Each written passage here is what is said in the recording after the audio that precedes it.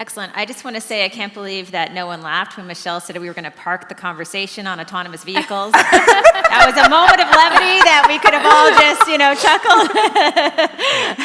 I do want to go back to you, Candice, with this conversation about mindset. I know usually when you're in the green room, these are private conversations, but I do think that this is worth revisiting, especially for people in the room, because I do think it comes down to mindset, and I'm reminded of reading about people such as Microsoft's Satya Nadella, where he really embraces this idea of a learn-it-all culture versus a know-it-all culture. But I would argue, and this question, I'm going to come to all of you for this, is that in a culture that is learn-it-all, this means people are going to have to work a little bit harder to learn new skills, to change their mindset. Candice, how do people in this room go about doing that?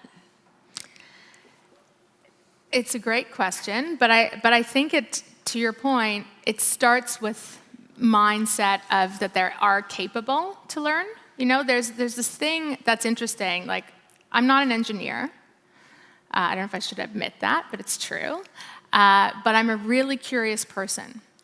And one thing that's really been a big part of my career has been being really interested or just curious about new technologies and the impact they're going to have.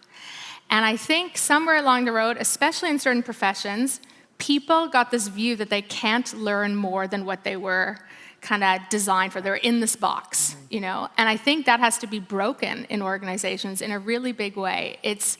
You need to take your own responsibility for your own life and career, and it's possible. And we've never lived in times today that have more democratized access to information, to tools that you can use. And so how do people do it? I think, one, it starts with having the belief that you can. The second is having the curiosity. The third is having the courage. And I think as leaders in your organizations, creating environments where it's not about control, being in the box. It's actually about giving people the chance to really learn and grow outside of their box in the organization. So.